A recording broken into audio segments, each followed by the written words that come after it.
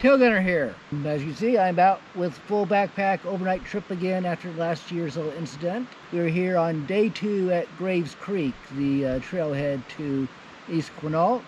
As for why I'm not up further on the trail, normally at Fire Creek where I normally stay from the first night, I will jump to the faceless intro I filmed yesterday. We are here at the junction of South Shore Road and Graves Creek. Down that way, South Shore Road is closed because of the washout. So, and that is my car there. We are heading up Graves Creek Road. And this year, we are walking it. There are washouts up ahead.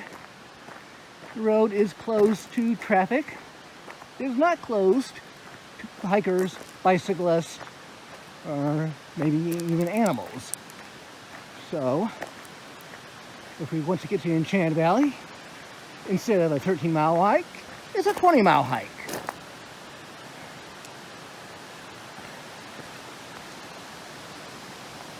Today is Monday, April 27th. I've got a permit for 5 days. I just had the ranger check it so as they were coming out.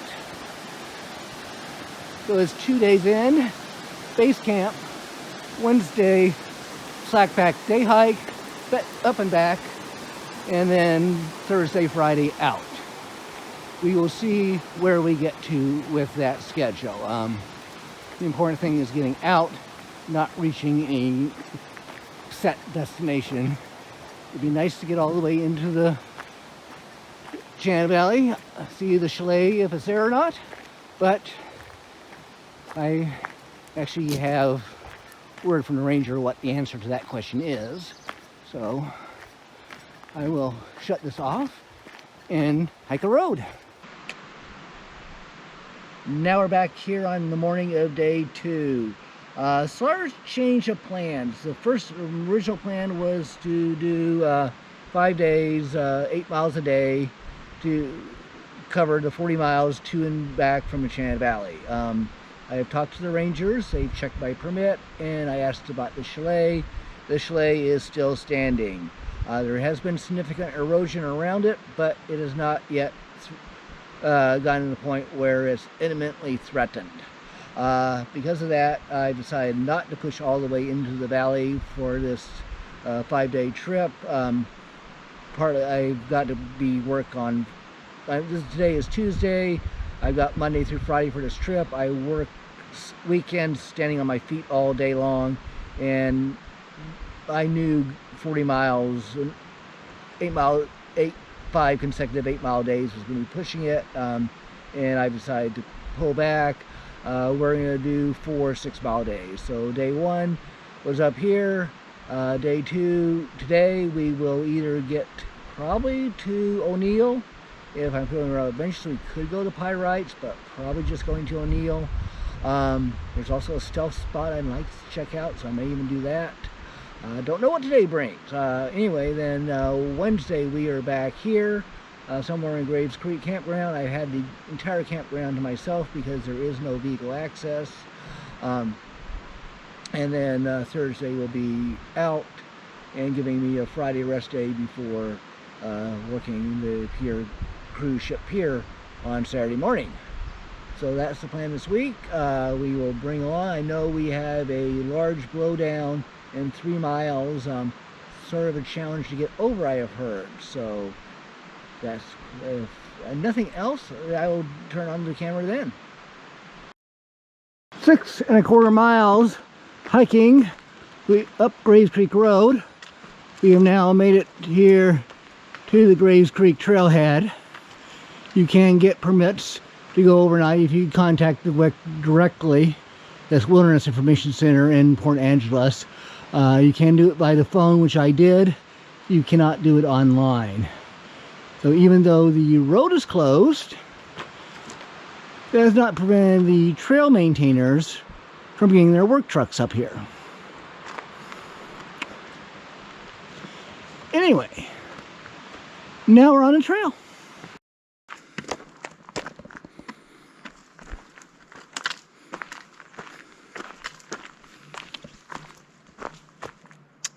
I love the smell of fresh sawdust in the morning. Means the trail maintainers are ahead of us.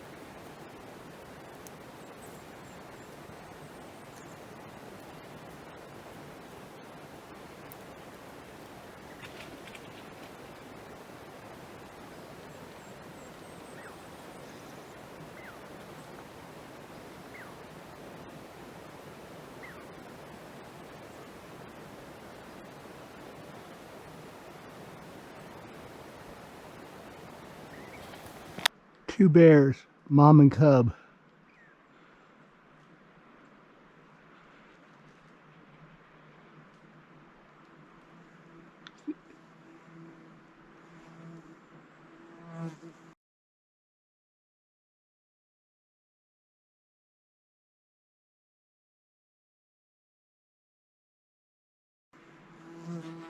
At least it's two bears. I assume there's a cub, but I can't tell for sure. And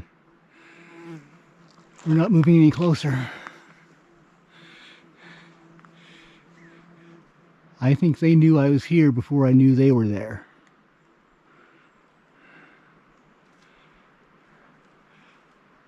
I don't want to go down trail and get a better view.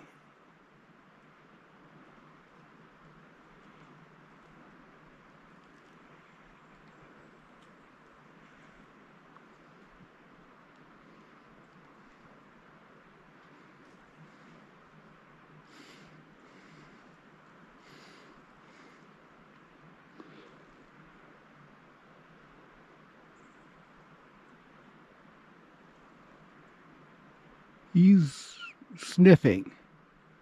I'm down here, bear. Hey, bear, I'm down here.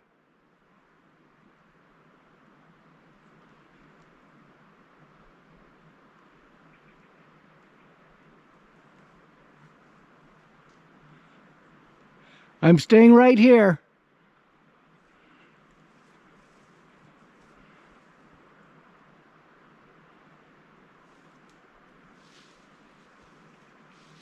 He's leaving and going uphill. Second one is still there, but I'm not going to fall. They're going that way. I'm going to go back up the other direction. Well, we're dealing with a new problem. I was hiking up this hill here and so I take a swig of water from my bladder and I got nothing. I thought, okay, the hose is jammed, kinked somewhere. So I took the pack off because I knew I left camp with over a liter of water.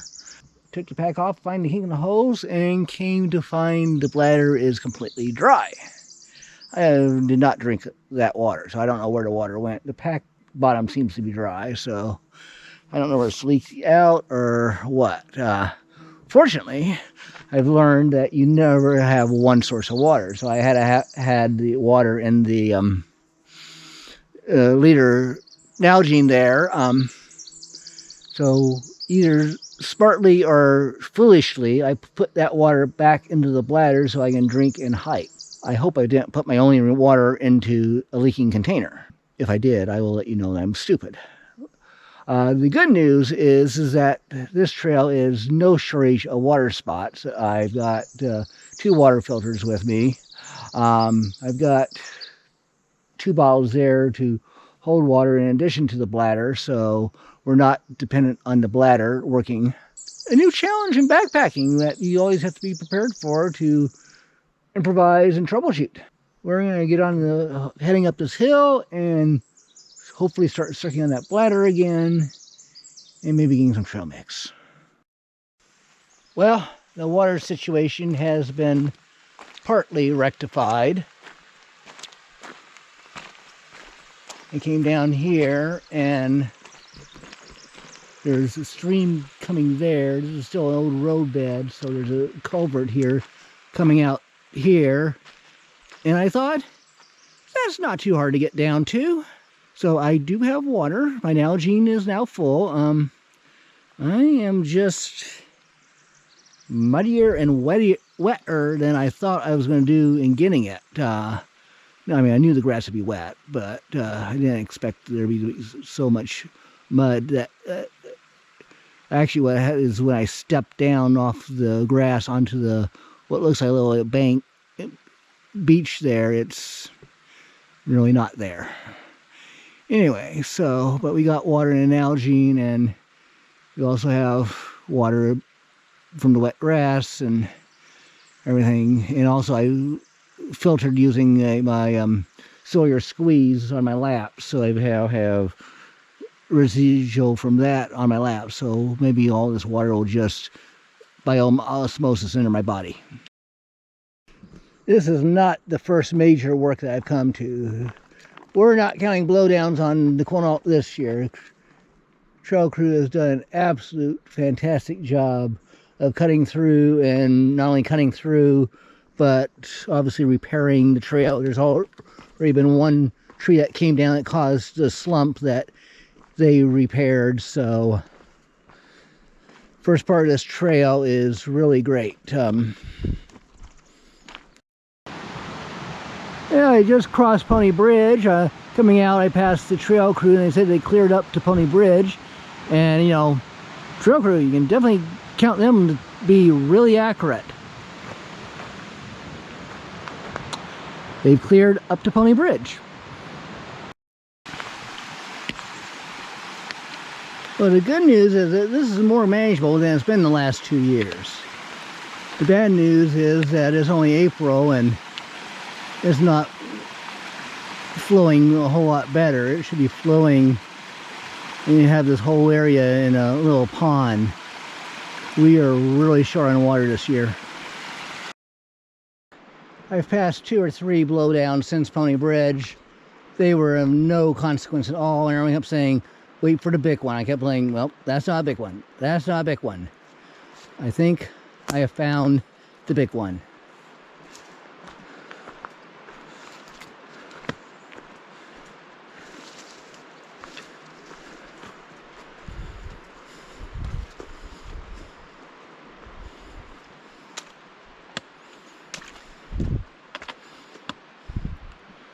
Looks like most people are going down there.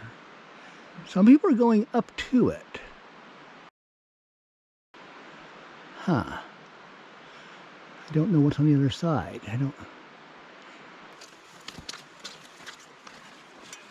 Obviously, I have failed my ultralight credentials. Despite the bulky look, the pack is only 36 pounds, including 2.5 liters of water, heading out the door. The pack is a 60-liter Mariposa with shock cord added. Some of the gear outside will eventually go into the bear canister, which is inside the pack, once I eat that down. And I always keep a jacket on the outside for immediate access, despite the sloppy look. Here I am on top of over 2 feet of branches and forest debris, and for reference, I'm 5'9", and this tree is coming up to my shoulder, even when on top of all the debris. I can clearly see a drop all the way to the trail surface on the other side, well over 8 feet straight down with no footholds. And the root ball happens to be about 30 vertical feet up a 45-degree slope with lots of debris.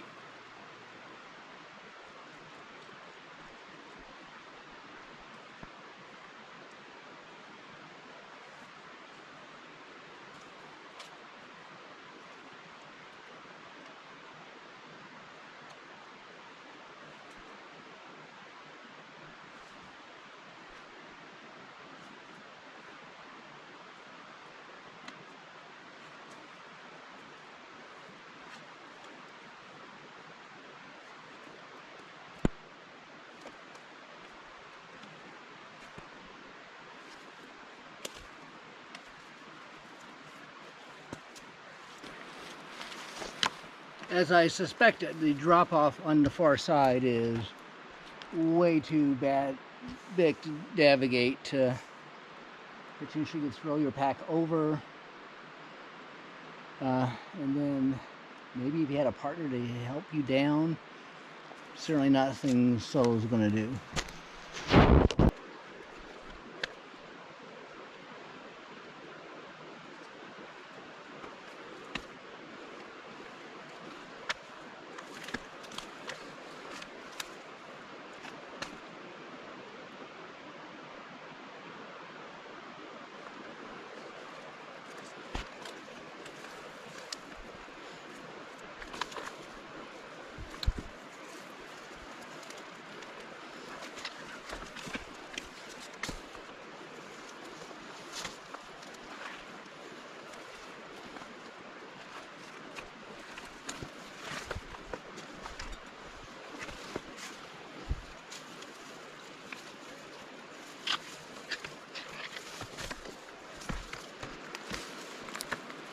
I'm going to have to sit down here.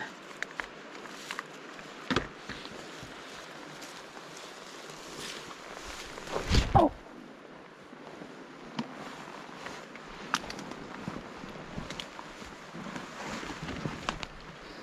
Whee! There's a slide! Wooden slide!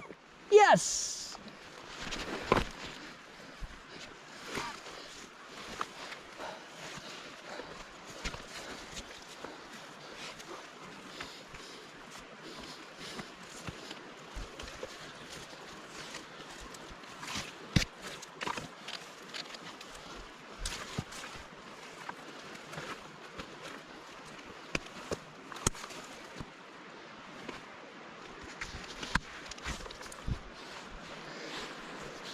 Clearly the path most people are taking.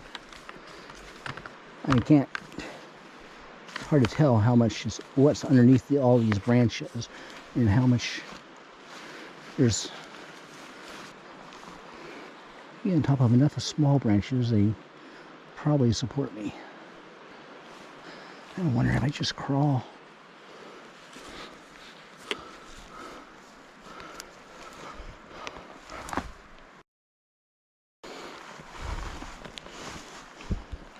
Right.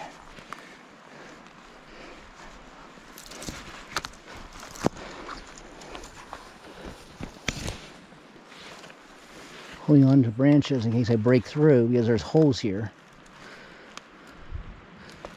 Here's solid dirt. I think I'm on solid dirt.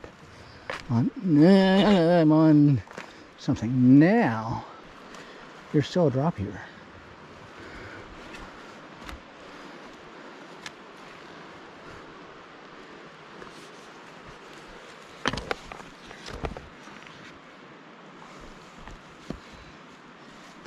Christy, where are you when I need you?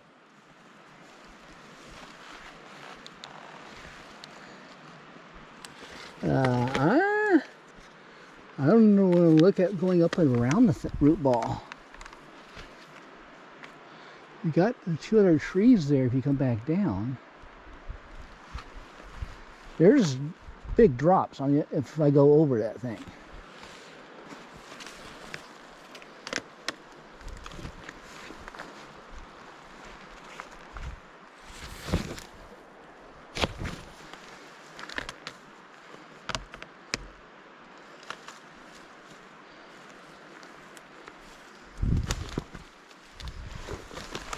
Oh yeah, I'm falling into a hole. I'm falling into a hole. I'm out of the hole.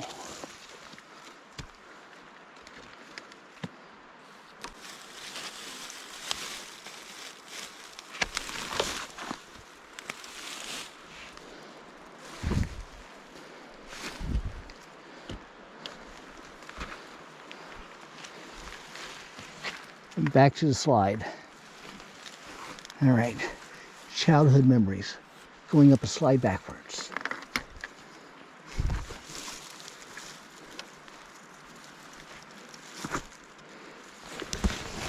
To be fair, I encountered 11 other people on this trip, all who managed to make it over this thing.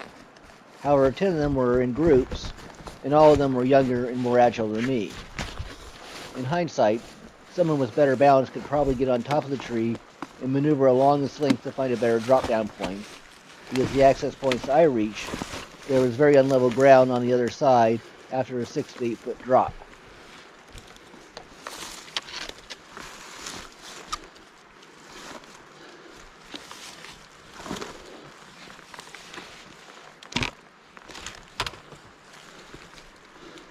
Yeah, that's not going to hold me. Unless I gotta grab it really low.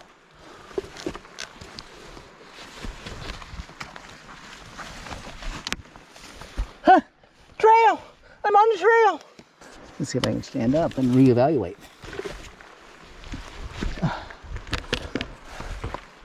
If you go over it, either side, you got a drop off on the other side. Going over straight ahead, it's a big drop off. You go down lower, drop off's not as big, but you're landing on unlevel stuff with branches. Can't go, I don't know if it's feasible to go up and around the root ball. You've got two smaller trees, you could maybe work your way down. You got that there. I don't know when you get up to the root ball.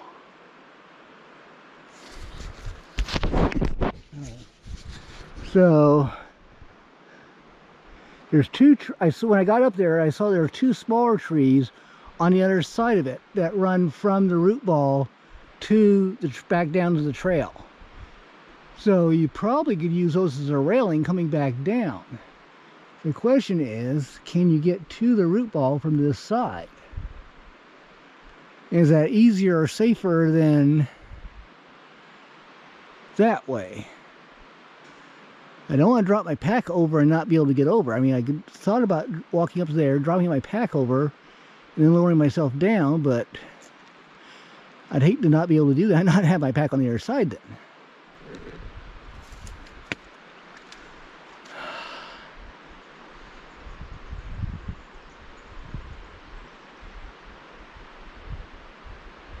I'm going to shut this off. All right, tail gunner here. Behind me is the third campsite at Pony Bridge. We did turn around and have come back to Pony Bridge. Alone by myself right now, it was just too sketchy to try to get over that. They had someone else to maybe drop by to team go over and pass packs and help with footholds coming on the downside. It might have been doable. Being solo and being that I have to do it again tomorrow coming back, it just didn't seem like the risk was worth what reward I would get. So we are shortening the trip even more. We are here at Pony Bridge. Tomorrow morning we'll hike up to the ridge out of Pony Bridge, and then we got the old 2-mile Forest Service road and the new Graves Creek closure. So 8 miles, essentially 8 miles of basic road walk to get back to where the car is parked. And then I don't have to be anywhere for Thursday and Friday, so I have no idea what I'll do, whether I'll go home or whether I'll go somewhere else. Claylock Beach Campground, which is a drive-in campground, comes to mind. I mean, last year I ended up having my incident and being on light duty for a month, and I just didn't want to envision coming in a sling again and having to start the year on light duty again. We're playing it safe. We may be back here in October. My work ends in October, and obviously it'll be cleared by then, and we may be back here in October. And I'll probably do a final thing tomorrow at some point, either leaving Graves Creek Campground after lunch, or maybe on the road back to the car.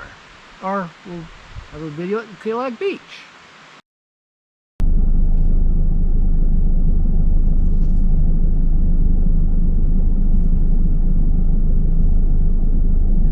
Post-trip epilogue. On Wednesday, I hiked the 8.5 mile, mostly road walk, back to the car, and then made it to the coast in time to catch sunset. I had waited the entire month of April hoping Graves Creek would open up, and I eventually went the last possible week with my summer work schedule. While I didn't get very far, it was still a good trip as it allowed me 3 days of relaxed hiking before my schedule gets hectic. and talking to others answered most of my objectives, even though I did not observe them firsthand. The only two obstacles anyone mentioned were the blowdown and major washout just as you enter Enchanted Valley. The section past Enchanted Valley Bridge, where you exit the forest, cross a small stream, and enter the valley floor, is completely washed away and replaced by a 10-foot drop into a pool of water. The person who told me this saw rangers bushwhacking a path to link up with an elk trail 75 yards to the east, which would bring one down to the valley floor back toward the eastern slope. That person followed the ranger trail partway before bushwhacking his own descent onto the valley floor. I asked the rangers about the chalet itself, and they said there was roughly 7 feet from the riverbank, but with no reference point. In 2025, I measured between 10 to 12 feet, depending on if one's going from the corner, backside, or closest support block. So it sounds like there's at least 3 feet of bank missing, which is still less than the 12-year average. Given the above washout, I wonder if the river took 3 feet of the eastern bank all the way down the valley. There is no mention by anyone which side of the river the main channel is now on. Benny Will and I have a trip planned for the first week of August currently, and then my work wraps up the second week of October, just in time for a fall shoulder season trip.